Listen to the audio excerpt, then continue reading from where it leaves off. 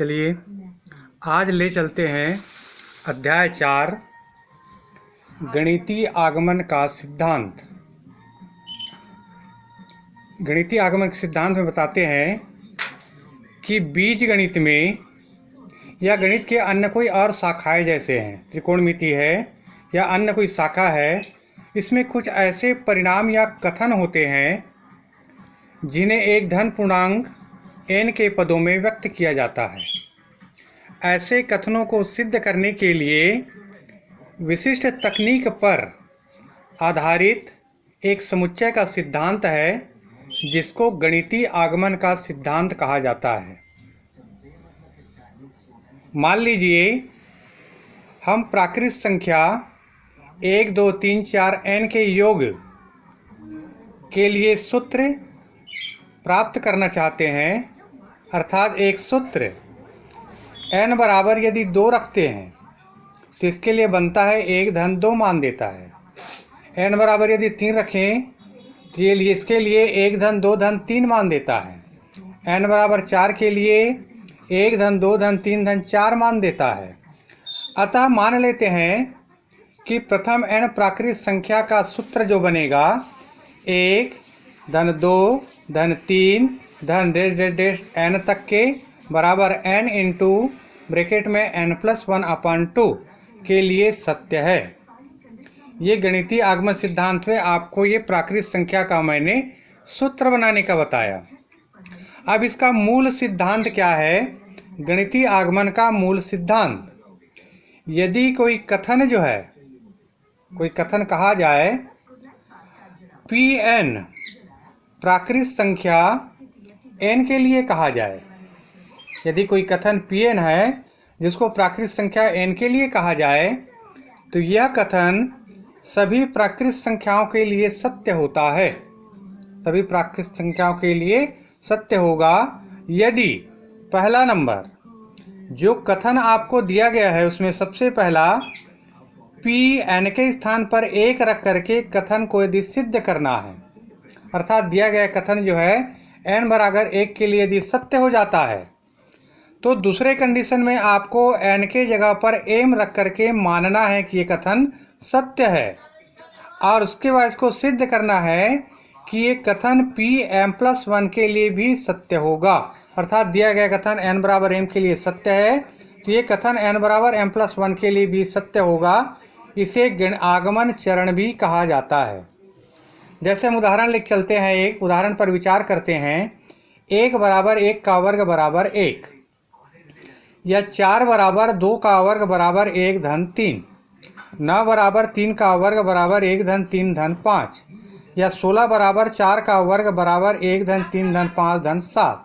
ये हमने जो कथन जो लिखा है इस पर हम देखते हैं कि प्रथम 2 विषम प्राकृत संख्या का योग जो है द्वितीय प्राकृत संख्या का वर्ग है, या प्रथम 3 प्राकृत संख्या जो का योगफल जो है तृतीय प्राकृत संख्या का वर्ग है, या फिर प्रथम 4 विषम संख्या का योग जो है चौथे प्राकृत संख्या का वर्ग है। तो इस आधार पर यदि हम कथन बनाना चाहें तो 1 धन 3 धन 5 धन 7 बराबर 2n-1 विषम संख्या के लिए बराबर ये जो होता है प्राकृत संख्या का वर्ग। ये एक कथन पुनः बन गया यहाँ पर। अब इस कथन को हम सिद्ध करके देखते हैं कि गणितीय आगमन सिद्धांत से इसको सिद्ध कैसे करना है। यदि n जो है विषम प्राकृत संख्या का योग जो है n का वर्ग है, ये कथन आया है, तो सबसे पहले आपको जो कथन दिया है उसको Pn के बराबर मानेंगे। Pn बराबर 1 धन 3 धन 5 2n-1 बराबर n²। अब सबसे पहला इसको m के बराबर मानेंगे और n के जगह पर 1 रखेंगे। n बराबर 1 के लिए कथन का बायां पक्ष ये 2n-1 है तो 2 गुणित 1, 2 × 2 ऋण 1 बराबर 1, और दायां पक्ष n² है तो दायां पक्ष होगा n², 1 का वर्ग बराबर 1। अर्थात दिया गया कथन n बराबर 1 के लिए दिया गया कथन जो है सत्य है। तब आपको पुनः सिद्ध करना है माना दिया गया कथन जो है n बराबर k के लिए सत्य है, n बराबर k के लिए सत्य है, इसको मानना है। फिर सिद्ध करना है कि n बराबर k प्लस 1 के लिए भी सत्य है। तो n के स्थान पर k रखा गया, p k 1 धन 2 धन 3 2k प्लस माइनस 1 बराबर k का वर्ग।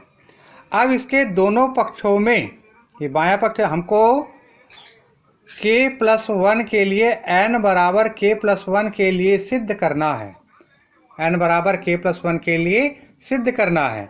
तो हमारे पास यहाँ पर देखना, इसका बाएं पक्ष पर 2k माइनस 1 है, इस k के स्थान पर k प्लस 1 रख दीजिए, तो 2 ब्रैकेट में हो जाएगा k प्लस 1 माइनस 1 बराबर हो जाएगा 2k प्लस 2 माइनस 1 बराबर 2k प्लस 1। तो दोनों पक्षों में 2k प्लस 1 जोड़ देना है। ये जो मान दिया है k, इसके स्थान पर k प्लस 1 रखना है। जो भी प्रश्न आएगा जहां आपका k रहेगा उसके स्थान पर k प्लस 1 रखेंगे बाएं पक्ष पर, और उस मान को ये दोनों पक्षों में बायां और दायां में जोड़ना है। तो 2k प्लस 1 जोड़ने पर तो हो जाएगा p k प्लस 1 बराबर 1 धन 2 धन 3, ये हमारे पास धन 2k माइनस 1 जोड़ दिया गया 2k प्लस 1, इधर k स्क्वायर था, यहाँ भी जोड़ दिया गया 2k प्लस 1। हल कर देते हैं इसको, 2k को दो भागों में तोड़ दिया गया, k square plus k plus 1, k square plus k को एक जोड़ा मानते हैं, प्लस k प्लस 1 दूसरा जोड़ा हो गया, k को कॉमन निकाला गया, बचा k प्लस 1, प्लस 1 बाहर निकल गया, बच गया k प्लस 1। दोनों तरफ सामान्य गुणनखंड है k प्लस 1, तो k प्लस 1 बाहर, बच गया k प्लस 1 बराबर k प्लस 1 का वर्ग। दाएं पक्ष में हमारे पास था k स्क्वायर था, तो हमको यहाँ k की जगह पर k प्लस 1 का होल स्क्वायर लाना था, तो हमारे पास आ गया k प्लस 1 का होल स्क्वायर, अर्थात दिया गया कथन k प्लस 1 के लिए सत्य है। अतः गणितीय आगमन सिद्धांत से सिद्ध हुआ कि दिए गए प्राकृतिक संख्या, दिए गए पूर्णांक संख्या n के लिए सभी मानों के लिए दिया गया कथन सत्य है। अब आगे लेके चलते हैं, इसी कड़ी में आपको NCERT बुक में प्रश्नावली लेके चलते हैं, 4.1 आएगा, 4.1। पहला क्वेश्चन, गणितीय आगमन सिद्धांत से सिद्ध कीजिए कि n के सभी धन पूर्णांक मानों के लिए 1 धन 3 धन 3 का वर्ग धन, ये आपको कथन दिया गया है, धन 3 का घात n माइनस 1 बराबर 3 का घात n माइनस 1 अपान 2। माना Pn बराबर, इसको Pn के बराबर मानना है। अब n बराबर 1 रखना है, तो n बायां पक्ष होगा 3 का घात n माइनस 1, 3 का घात 1 ऋण 1, 3 के घात 0, क्योंकि किसी भी संख्या का घात 0 बराबर 1, तो 3 के घात 0 बराबर 1। दायां पक्ष है 3 के घात n माइनस 1 अपान 2, n के जगह पर 1 रखिए, तो 3 के घात 1 मतलब 3 ऋण 1 बटे 2, तो 2 बटे 2 बराबर 1। अर्थात दिया गया कथन का बायां और दायां पक्ष n बराबर k के लिए सत्य है। अब n के स्थान पर m रखना है या k रखना है, तो n बराबर m के लिए दिया गया कथन सत्य है।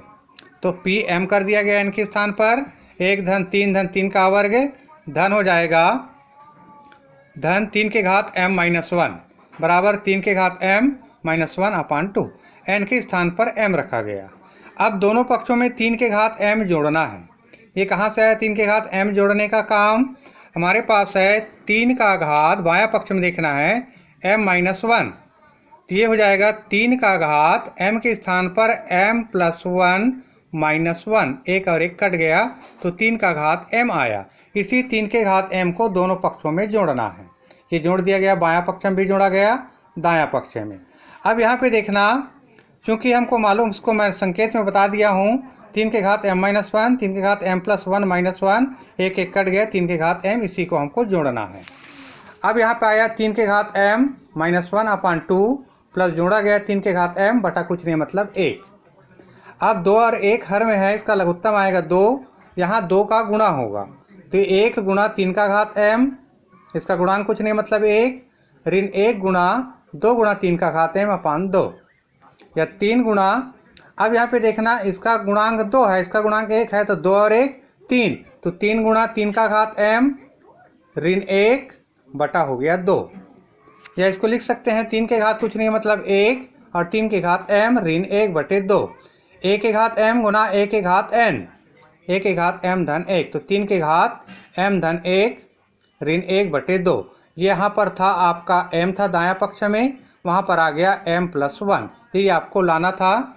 इसलिए दिया गया कथन n बराबर m+1 के लिए सत्य है। अतः गणितीय आगमन सिद्धांत से सिद्ध हुआ कि n के सभी धन पूर्णांक मानों के लिए दिया गया कथन सत्य है। बाकी क्वेश्चन अगले में।